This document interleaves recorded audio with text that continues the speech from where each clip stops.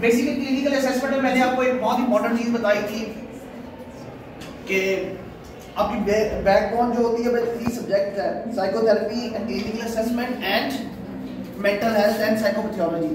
ठीक है, mental health psychopathology को आपने यूटिलाइज करना है, इसको यूज करना है, तो आपको सबसे पहले क्लिनिकल का फर्स्ट लेक्चर थोड़ा सा दिमाग में आइडिया होना चाहिए, तभी आपको इसकी इंपॉर्टेंस का पता चलेगा। ठीक है, तो आज पहले मैं ये लेक्चर जो है बेसिकली क्लिनिकल असेसमेंट का है, how to diagnose a abnormal and normal person. ठीक है, तो उस लेक्चर के अंदर सबसे इंपॉर्टेंट चीज है बेसिकली कभी भी आपके पास कोई केस आता है कि कोई इंसान आता है वो नॉर्मल है या अबनॉर्मल है, इसका फैसला हम लोग कोई नहीं कर सकते। इसका डिसीजन एक साइकोलॉजिस्ट जो है ना सब्जेक्टिव बेस के ऊपर नहीं ले सकता। ठीक है, ऑब्जर्वेशन की बेस के ऊपर नहीं ले सकता। इसके लिए एक स्टैंडर्डाइज एक सिस्टमैटिक वे है साइकोलॉजी के अंदर।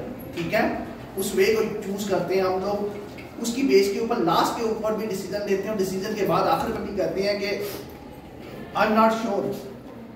ठीक है, हो भी सकता है नहीं भी हो सकता, क्योंकि इतनी सब्जेक्टिविटी है हमारे सब्जेक्ट के अंदर, बिहेवियर के अंदर, कि बिहेवियर एक सेकंड के बाद और कुछ, अगले सेकंड में और कुछ।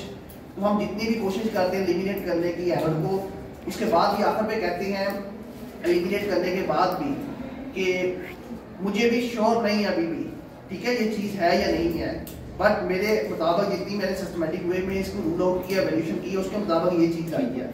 ठीक है, कोई भी परफेक्ट नहीं होता, बट जितने केसेस आप देखते जाएंगे, जितनी प्रैक्टिस आप करते जाएंगे, उतने आप परफेक्ट होते जाएंगे। क्लियर? तो आज का जो फर्स्ट लेक्चर है वो स्टार्ट करता है क्लिनिकल असेसमेंट से। 2 तरह के केसेस होते हैं, एक होता है थेरेप्यूटिक केसेस,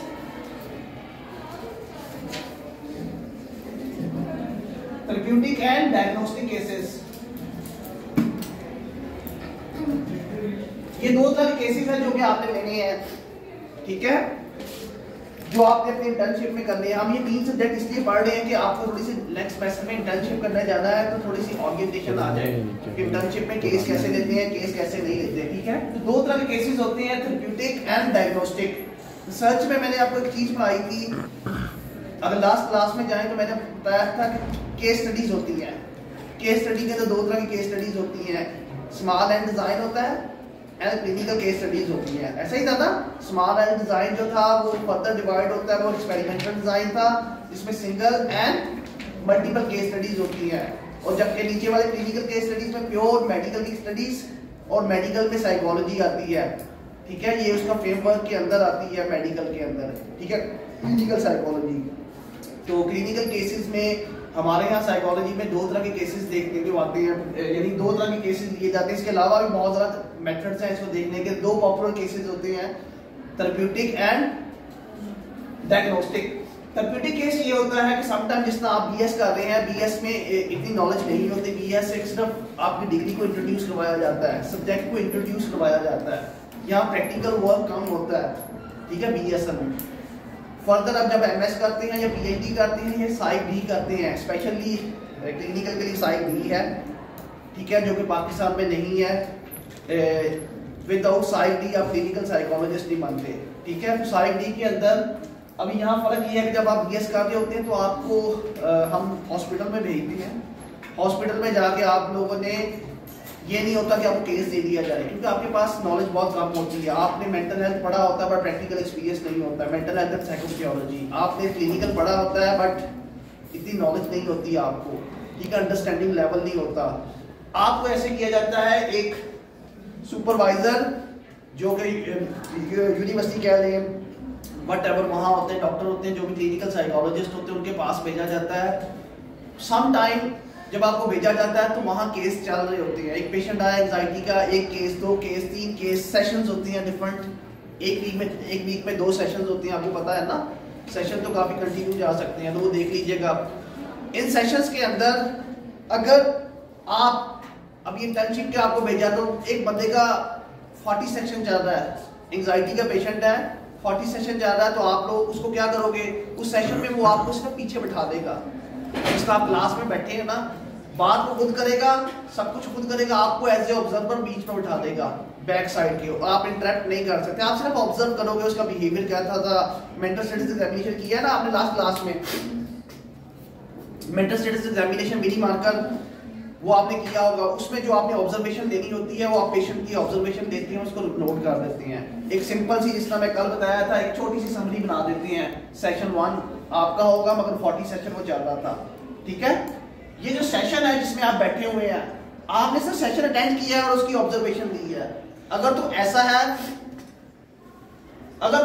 तो इस तरह के केसेस को कहते हैं थेरेप्यूटिक केसेस। थेरेपी चल रही थी, उसकी इंटरवेंशन चल रही थी कोई भी, बट आपने आके 1 session, 2 session, 3 session, whatever 10 session attend किए, और जब इसकी रिपोर्ट बनाएंगे 40 से लेकर 50 सेशन आपने अटेंड किए, उसके बाद दोबारा आप यूनिवर्सिटी में आ गए, ये सेशंस की रिपोर्ट बनेगी सेशन वाइज।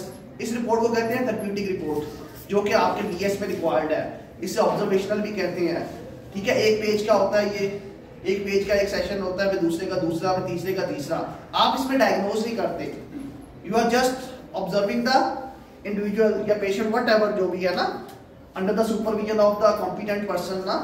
तो वहां आप इंटरेक्ट नहीं करते, इसी तरह लिखते जाते हैं। हर सेशन के बाद उसकी इंप्रूवमेंट देखते हैं, बिहेवियर देखते हैं, हर चीज में चेंज देखते हैं। और ये डायग्नोस्टिक केसेस होते हैं।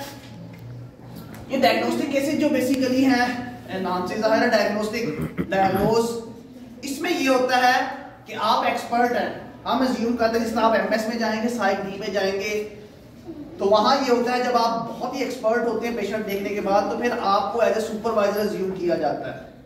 इंटर्नशिप में जब आप काम कर लें, बहुत ज्यादा अच्छा काम करें, 1 साल लगा लें, व्हाटएवर, जब भी आपकी, तो फिर आपको केसेस देने शुरू करते हैं सुपरवाइजर।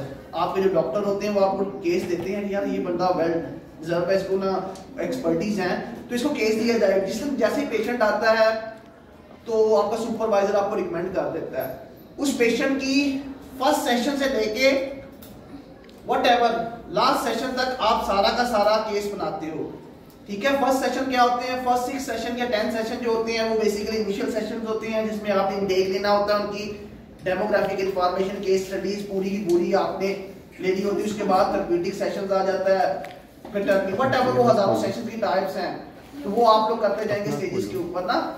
ये पूरा केस जिसमें आपने पूरे केस को डील करना है, आपने उसका असेसमेंट करनी है, असेसमेंट में टूल यूज करनी है, उसकी ऑब्जर्वेशन करनी पहले दिन से लेके ऑब्जर्वेशन है, ठीक है। ऑब्जर्वेशन के बाद असेसमेंट है। असेसमेंट में 2 तरह की असेसमेंट होती है, इनफॉर्मल एंड फॉर्मल असेसमेंट। फिर उसके बाद नैरो डाउन करना है केस को, व्हाटएवर जो भी होगा केस, इसको पूरी की पूरी केस स्टडीज बनानी है, और बनाने के बाद पूरी एक रिपोर्ट बनानी है, जो कि अगर आर्टिकल लिखेंगे तो 5 से 6 पेजेस की होगी, बट जब आप लिखेंगे तो ये 20 से 40 पेजेस पे भी जा सकती है एक रिपोर्ट, ठीक है। जो एचसीसी रिकमेंड करता है, ये 10 केसेस होते हैं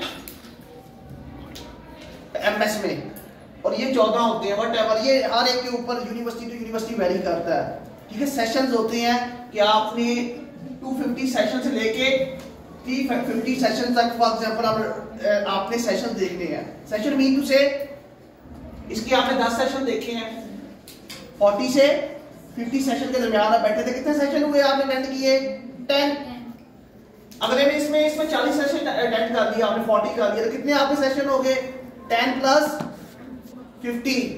अगला केस देखा, उसमें जितने सेशन हुए हैं वो जो रिकमेंडेड है 250 से 350 के दरमियान सेशंस होते हैं, जो रिकॉर्डिंग के साथ आपने देने होते हैं एमएस में। बट आपके यहाँ ऐसा नहीं है, आप बच्चे हैं अभी, तो बीएस में सिर्फ ऑब्जर्वेशन है। ऑब्जर्वेशन के चंद सेशंस होते हैं जो आपके थेरेप्यूटिक के हैं, इसमें 4 केसेस होते हैं। सम यूनिवर्सिटी 4 दे देती है, कोई 2 दे देता है, इट्स अप टू यू, ये यूनिवर्सिटी के ऊपर है कि वैल्यूएशन क्या है। तो आपको ये पता चलेगा थेरेप्यूटिक एंड डायग्नोस्टिक केसेस। अब इसके बारे में देखना चाहते हैं डायग्नोस्टिक केसेस कैसे असेसमेंट की जाती है इसकी, ठीक है। आपको पता होना चाहिए, अगर बाई चांस आपको जानते हैं कि समटाइम्स साइकोलॉजिस्ट नहीं होते, ऐसे हॉस्पिटल्स भी हैं पाकिस्तान में जहां साइकोलॉजिस्ट नहीं है। इवन के आपके एरियाज अगर बैकवर्ड एरिया से बिलोंग करते हैं तो वहाँ साइकोलॉजिस्ट नाम की चीज़ ही नहीं है, ठीक है। तो वहाँ आपको जाकर खुद साइकोलॉजिस्ट का इनिशिएटिव लेना पड़ता है। तो उस इनिशिएटिव के अंदर क्या करना चाहिए, क्या नहीं करना चाहिए, उस चीज़ को देखने के लिए अभी हम जो नेक्स्ट लेक्चर है वो स्टार्ट करते हैं। इसे कहते हैं क्लिनिकल असेसमेंट। ये है बेसिकली क्लिनिकल असेसमेंट का पहला पोर्शन है। ये लेक्चर मैं इसलिए दे रहा हूँ आप लोगों को कि तो आपने डिसऑर्डर्स के ऊपर जाना है, डिसऑर्डर की इंफॉर्मेशन देखनी है ना। तो बट अगर आपको इसका एम ही ना पता हो, आप में इंटरेस्ट ही ना हो पढ़ने का कि क्यों कर रहे हैं, आखिर में आप मुझे डीएसएम पूरा पढ़ने के बाद ये क्वेश्चन करें कि हमने क्यों पढ़ा, तो इसका मतलब है दिस इज यूजलेस। ठीक है, कि डीएसएफ का रोल कहाँ है, ठीक है, असेसमेंट का रोल कहाँ है, साइकोथेरेपी का रोल कहाँ है, ये चीजें आपको पता होंगी किस सब्जेक्ट में क्या पढ़ना है, तो बहुत इंपॉर्टेंट चीज है। यस आपने बताया था कि इसके 14 होते हैं और 10 के, प्लीज एक बार एक्सप्लेन कर देना। बेटा सेशंस होते हैं जैसे एचईसी रिकमेंडेड होते हैं, हर यूनिवर्सिटी हर कंट्री वाइज ये डिफरेंट होते हैं। क्लिनिकल में सेशंस लेने होते हैं बेसिकली।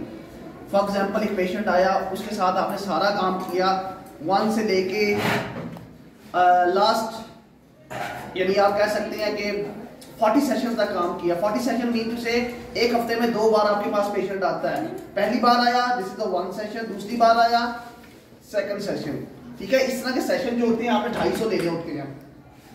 सम टाइम रिकमेंडेड होता है केसेस ले, ठीक है, थेरेप्यूटिक एंड डायग्नोस्टिक, उन्होंने रिकमेंडेड कि 10 ये ले लें 4 ये ले लें। सम टाइम ये होता है ऐसा नहीं करना, जहां प्रोफेशनलिज्म होती है वो कहते हैं केसेस नहीं बल्कि सेशंस।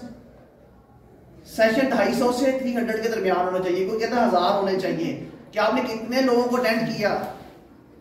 कुछ लोग कहते हैं नहीं आप पूरा डायग्नोज करें, 10 केसेस डायग्नोज करें, खुद ही सारा केस नहीं, ये वेरी करता है हर एक कल्चर टू कल्चर। आप कहते हैं यूनिवर्सिटी टू यूनिवर्सिटी, ये प्रैक्टिसेस आपको सिखाने के लिए, ठीक है।